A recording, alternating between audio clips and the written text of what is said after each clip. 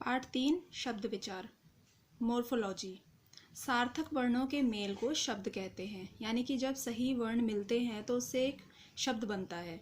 निरर्थक शब्दों को शब्द नहीं कहा जा सकता है, यानी कि जिन शब्दों का कोई मतलब नहीं है उन्हें शब्द नहीं कहते। जैसे कि यहाँ पर है ख अ र अ ग ओ श अ, तो ये क्या बना, खरगोश, तो ये एक सार्थक शब्द बन गया। और यहाँ पर घ ओड़ तो ये घोड़ा बना, तो ये भी क्या है, सार्थक शब्द है, यानी कि इसका एक मतलब है। यहीं अगर देखें, उपयुक्त उदाहरणों में खरगोश और घोड़ा क्रमशः 8 और 4 शब्दों के जोड़ से बने हैं, यानी कि इसमें 8 और 4 शब्द हैं और एक सार्थक अर्थ प्रदान करते हैं, यानी कि उसका एक मतलब बनता है, इसलिए इन्हें शब्द कहते हैं। उसके बाद है पद। वाक्य में प्रयुक्त शब्द को ही पद कहते हैं, यानी कि वाक्य में जितने भी शब्द होते हैं उन सभी को पद कहा जाता है। बाग में आम पका है, बागों में आम पके हैं, ये क्या हैं, ये पद हैं सभी। यहाँ प्रथम वाक्य में बाग और दूसरे वाक्य में आम का रूप परिवर्तित हो गया है, यानी कि आपने देखा यहाँ पर बाग का बागों हो गया और पका का पके। दोनों ही स्थितियों में वाक्य में प्रयोग हुए शब्दों को पद कहा जाता है, यानी कि चाहे वो चेंज हो गए हैं लेकिन वो कहलाते क्या हैं, पद। इसके बाद है शब्दों के प्रकार। अब शब्द अलग अलग प्रकार के होते हैं। रचना के आधार पर, यानी कि वो किस तरह से बने हैं। स्रोत के आधार पर, स्रोत मीन्स कहाँ से उन्हें लिया गया है, किस लैंग्वेज से लिया है। अर्थ के आधार पर, उनका मतलब क्या है उसके बेस पर होता है। और प्रयोग के आधार पर, कि उसको किस तरह से प्रयोग किया जाता है। तो सबसे पहले रचना के आधार पर। रचना के आधार पर शब्दों को के निम्नांकित 3 भेद हैं, यानी कि अब इसके 3 भेद होते हैं अगर रचना के आधार पर इसे देखा जाए तो। रूढ़, यौगिक और योग रूढ़। रूढ़ क्या होते हैं, ऐसे शब्द जो किसी अर्थ के लिए प्रयोग होते हैं और जिन्हें तोड़े जाने पर उनके खंडों से कोई अर्थ नहीं निकलता, यानी कि जब वो स्टार्टिंग में जो वर्ड होता है उसका तो मतलब है, लेकिन अगर उसको अलग अलग किया जाए तो उसका कोई अर्थ नहीं बनता। जैसे पेड़, पेड़ को अगर अलग करें, यानी कि प प्लस ड़, पे प्लस ड़, अगर इसको अलग अलग किया गया तो इनका अलग अलग कोई मतलब नहीं है। नदी, तो सिंह, कवि आदि, ये सभी क्या है, इनको अगर अलग अलग करें तो इनका अलग में कोई मतलब नहीं बनता। तो ऐसे भिन्न भिन्न वर्णों का कोई अर्थ नहीं निकलता, इसलिए इन्हें क्या कहते हैं, रूढ़ शब्द। उसके बाद होते हैं यौगिक। अब यौगिक शब्द होते हैं 2 या 2 से ज़्यादा शब्दों के मेल से बनने वाले शब्द यौगिक शब्द कहलाते हैं। यौगिक शब्दों को तोड़े जाने पर दोनों टुकड़ों के सार्थक अर्थ होते हैं, यानी कि इन शब्दों को अगर हम अलग अलग करते हैं तो दोनों जो पार्ट होते हैं उनका एक मीनिंग होता है। जैसे रेल गाड़ी, रेल मतलब जो पटरी होती है उसको कहते हैं, और गाड़ी आपको पता ही है गाड़ी होती है, तो रेल गाड़ी उस ट्रेन को कहते हैं। देव, देव होते हैं देवता, आलय होता है घर, तो देव और आलय देवालय बनता है, और देवालय क्या होता है, जहाँ पर देवता रहते हैं वह घर। रसोई घर, तो यानी यहाँ पे रसोई और घर दोनों का ही एक मतलब है, और दोनों को जोड़कर रसोई घर का भी एक सेम ही मतलब होता है। शिव प्लस आलय, शिव यानी कि शिव जी, आलय मतलब घर, तो शिव जी का घर शिवालय। अब नेक्स्ट पार्ट क्या होता है, योग रूढ़। 2 या 2 से ज़्यादा शब्दों के मेल से बनने वाले ऐसे शब्द जिन्हें तोड़ा जा सकता है लेकिन तोड़े जाने पर उनका विशिष्ट अर्थ निकलता है, यानी कि जब ये एक साथ होते हैं तो इसका मतलब कुछ और होता है, लेकिन जब ये अलग अलग हो जाते हैं तो मतलब भी चेंज हो जाता है। जैसे नीलकंठ, नीलकंठ किसे कहते हैं, शिवजी को कहा जाता है नीलकंठ। हिमालय, हिमालय पर्वत का नाम है। पंकज फूल को कहते हैं, और जलज कमल को कहते हैं। अब यहाँ पर देखिए, नीलकंठ को जो तोड़े जाने पर नील प्लस कंठ ये बनता है, तो नील का मतलब, परंतु इसका अर्थ नीला कंठ नहीं होकर शंकर भगवान है, यानी कि नील अगर अलग करे तो ये नील मतलब नीला हो गया और कंठ मतलब गला हो गया, लेकिन नीलकंठ को जोड़ने के बाद हम किसको मानते हैं, इसका मतलब होता है शंकर भगवान। इसी तरह हिम प्लस आलय, यानी कि हिम मतलब बर्फ, आलय मतलब घर, तो ये बर्फ का घर ना कहलाकर क्या कहलाता है, हिमालय, ये एक पर्वत का नाम है। तो यहाँ पर आपको दिया है, इसका अर्थ बर्फ का घर होता है, लेकिन यहाँ हिमालय बर्फ के घर के लिए नहीं बल्कि पर्वत के लिए इस्तेमाल किया गया है। व्यवहृत मतलब इस्तेमाल किया है। अब है स्रोत के आधार पर। अभी हमने रचना के आधार पर देखा कि जैसे वो बने हैं ये शब्द, उनके आधार पर शब्द होते हैं। अब यहाँ पर स्रोत के आधार पर है, यानी कि वो कहाँ से लिए गए हैं। स्रोत या उत्पत्ति के आधार पर शब्द के 4 प्रकार है। अब इसके भी 4 प्रकार होते हैं, तत्सम, तद्भव, देशज और विदेशज। तत्सम क्या होते हैं, आप से याद रखिए, संस्कृत से लिए हैं ये। तत्सम संस्कृत के उन शब्दों को जो अपने मूल रूप में ही हिंदी भाषा में आ गए हैं, तत्सम शब्द कहलाते हैं। अब ये ऐसे शब्द होते हैं जो कि कहाँ से लिए हैं, संस्कृत से, और संस्कृत से लेने के बाद इन शब्दों को सेम ही यूज़ किया जाता है। जैसे कि पुष्प, पुष्प हम इस्तेमाल करते हैं हिंदी में, पुष्प हम फूल को कहते हैं लेकिन हम यूज़ हम पुष्प ही करते हैं। पुस्तक, पुस्तक हम किताब को कहते हैं लेकिन हम पुस्तक शब्द का भी इस्तेमाल करते हैं।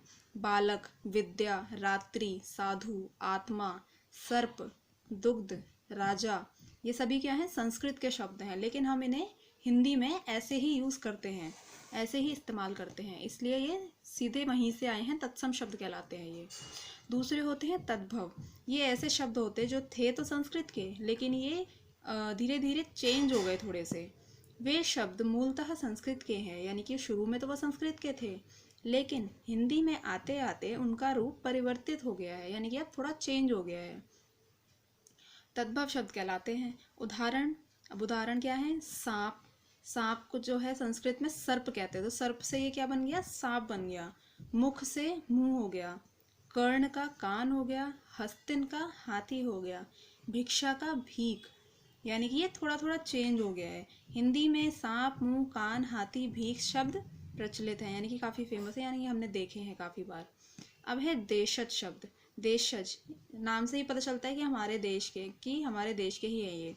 जिन शब्दों का मूल स्रोत संस्कृत ना होकर, यानी कि संस्कृत के नहीं है, भारत के ही ग्रामीण अंचलों या स्थानीय स्तर पर बोली जाने वाली भाषाओं के शब्द हैं, यानी कि ये गांव वगैरह में या हमारे आसपास के एरिया में जो भाषा यूज़ करते हैं उससे लिए गए हैं, उन्हें देशज शब्द कहते हैं। अब जैसे उदाहरण है यहाँ पर, झाड़ू, टांग, पेट, पगड़ी, लोटा, ठेठ, चूड़ी आदि, ये सभी क्या हैं, ये सब देशज शब्द है जो हमारे गांव वगैरह में या हमारे आसपास के एरिया में बोले जाते हैं। अब है विदेशज शब्द। विदेश यानी कि बाहर से लिए गए।